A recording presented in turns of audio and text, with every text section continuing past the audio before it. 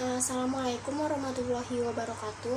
Perkenalkan, nama saya Yayang Fani Rahma dengan nomor NIM 2082000042 dari jurusan Tadris IPSB.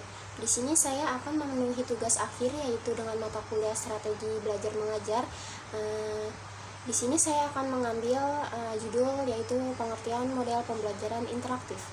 Pembelajaran interaktif merupakan suatu pendekatan yang merujuk pada pandangan konstruktivisme, di mana pembelajaran interaktif ini menitik beratkan pada pertanyaan siswa sebagai ciri sentral dengan cara menggali pertanyaan-pertanyaan siswa. Menurut Rohman dan Amri, pembelajaran interaktif adalah pada diskusi dan membagikan di antara siswa. Diskusi dan berbagai memberi kesempatan siswa untuk bereaksi terhadap gagasan, pengalaman, pendekatan, pengetahuan guru atau teman sebaya, serta untuk membangun cara berpikir dan merasakan. Menurut Sofia, dalam proses belajar mengajar seorang guru itu harus mengajak siswa untuk mendengarkan, menyajikan media yang dapat kita lihat, memberikan kesempatan untuk menulis, dan mengajukan pertanyaan atau tanggapan tersebut. Terjadi proses belajar mengajar yang interaktif. Dengan demikian, yang dimaksud dengan strategi pembelajaran interaktif adalah suatu pembelajaran yang dilaksanakan dengan cara belajar secara adaptif, memberi siswa lebih banyak kesempatan untuk berpikir, berpendapat melalui pertanyaan yang mereka buat, sehingga siswa merasa perlu mengadakan untuk menyelidiki atas pertanyaannya tersebut.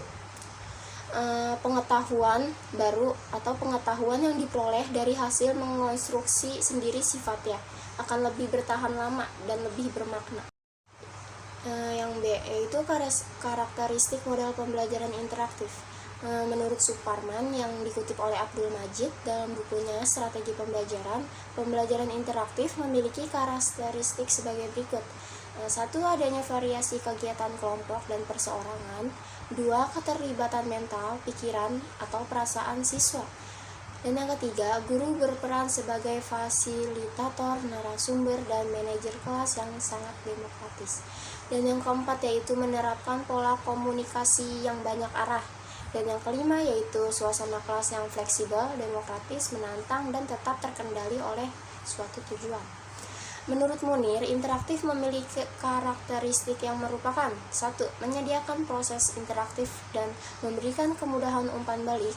Yang kedua, memberikan kebebasan kepada pelajar dalam menentukan topik proses pembelajaran.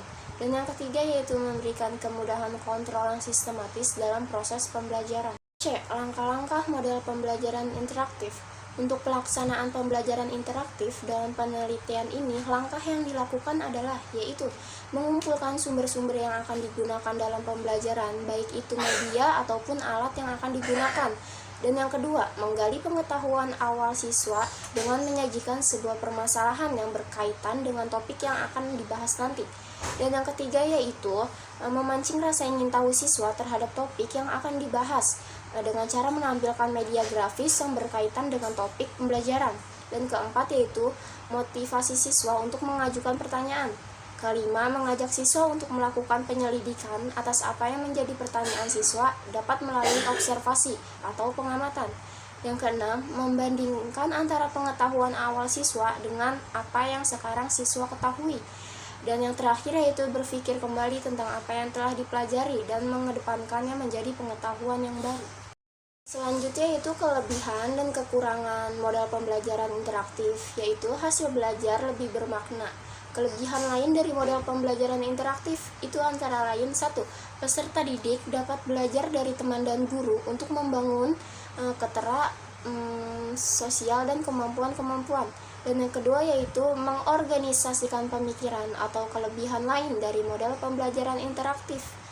Ini antara lain 1. Peserta didik dapat belajar dari teman dan guru, membangun keterampilan sosial dan kemampuan-kemampuan.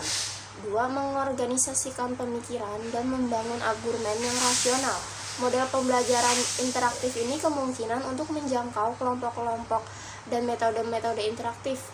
Kekurangan dari model pembelajaran interaktif itu sangat bermanfaat pada selamat guru dalam menyusun dan mengembangkan dinamika kelompoknya.